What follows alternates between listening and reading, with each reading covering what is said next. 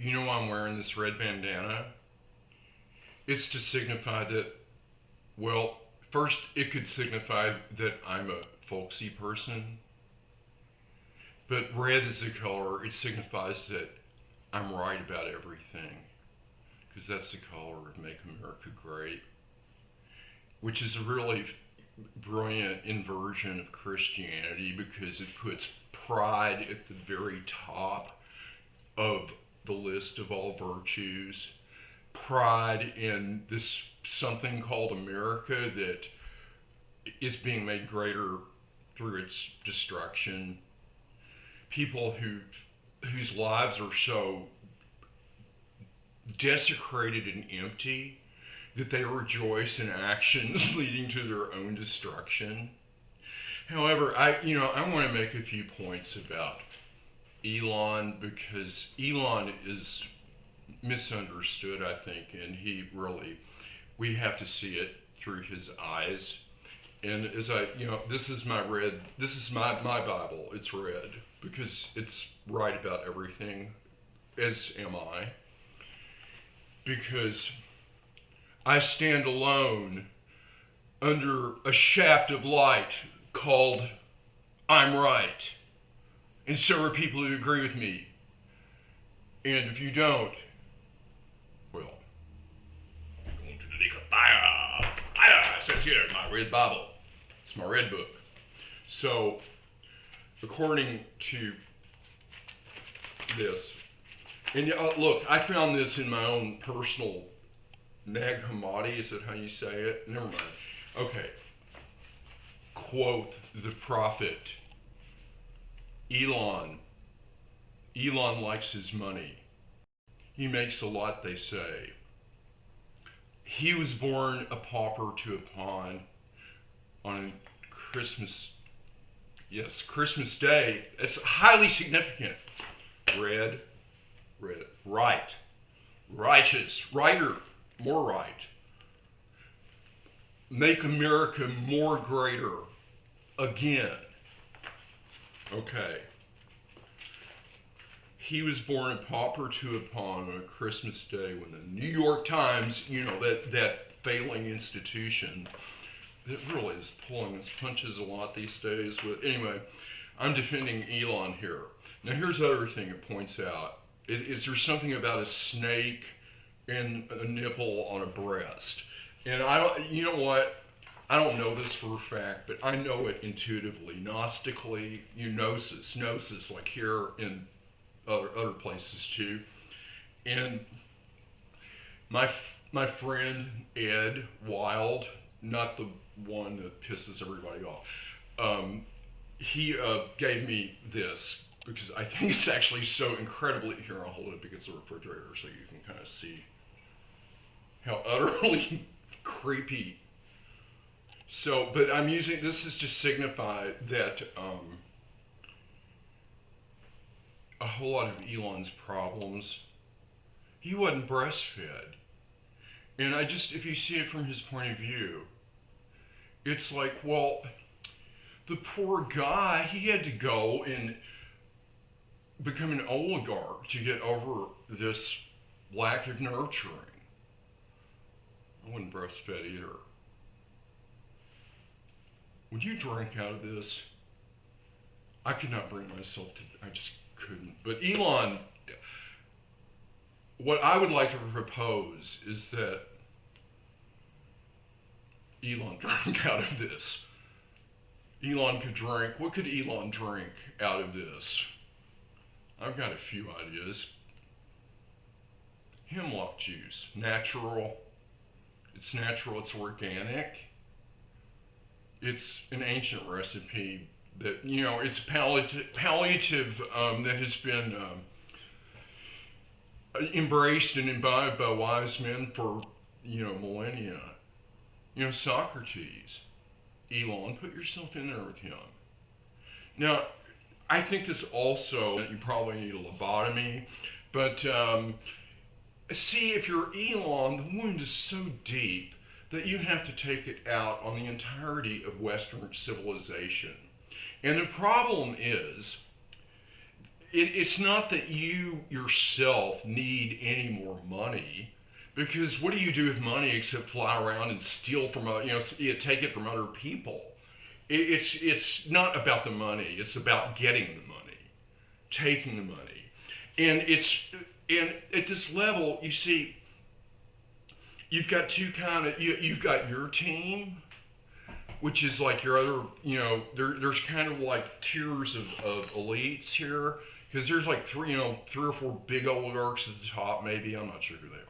I stopped hanging out with those people a long time ago. But then you've got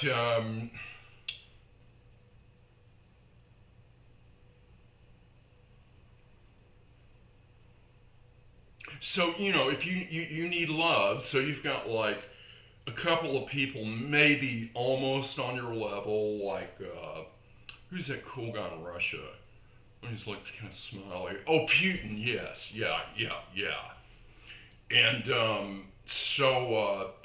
you've got to kind of still balance things, because there's only you can never play poker with your back to the door with this crowd, people. You know what I mean? See it from Elon's point of view. Let's get behind him in his quest for validation. So he wants, how people take their internal emptiness, their fear of just disappearance, of negation, really, not of death so much as just negation, of just being erased from the Akashic record and the general collective unconsciousness.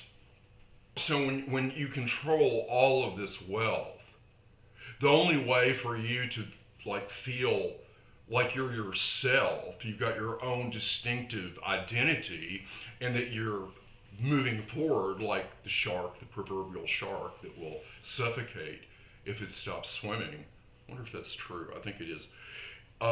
Well, you kind of have to put it in retrograde, and rather than enhance your own wealth, which he was initially, and maybe he'll wind up with a booty all of his own on a treasure island on Mars or something. But Elon is really, the oligarch can only feel his existence by inflicting suffering on other people, by impoverishing them. So he genuinely thinks that he's making things better by making us suffer, because, well, the logic actually does break down. But it's where a capitalist system wants to reinforce the belief that we're each discrete, individual human beings who are 100% responsible for our own destiny. And we don't really have any interdependency with anyone else, as evidenced by cutting off U.S. aid. It's like shooting off 9 of your 10 fucking toes, you idiot, Trump. Do you know what you've done? We've shot off our own toes. We've sacrificed access to minerals, fuel supplies, and everything else, ceded it to China and Russia, right? And Putin calls up Trump once a day and says, "Oh, don't worry, darling. I just called you a fucking idiot douchebag for political purposes, but I love you. Still keep doing my bidding." Ooh. Putin, Rasputin, ring a bell. Okay? Now, I just want you to remember this signifies that I am both folksy, real, and I'm right about everything. My problem is I'm too articulate, because really, I'm supposed to dumb it down and kind of stumble on my, like Joe Rogan. Oh, let me see, because I'm not an exceptional person or anything. I'm Joe Rogan. I'm as stupid as you douchebags are. I'm gonna split it down the middle. And the middle leaves us in hell. You know what? If you're gonna split hell, the middle is just fucking fine, and that's the way most of that bunch of mediocre saps thinks. You don't split the difference. You don't find reason in a psycho's point of view unless you're sucking up to power. I'm Little Red Riding Hood.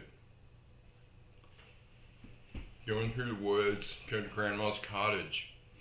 Gosh, Grandma, what big ears you have.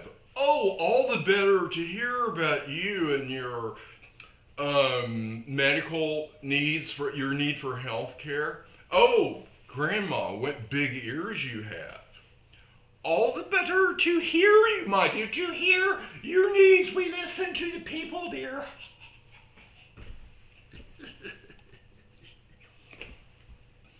Oh, grandmother, what big eyes you had.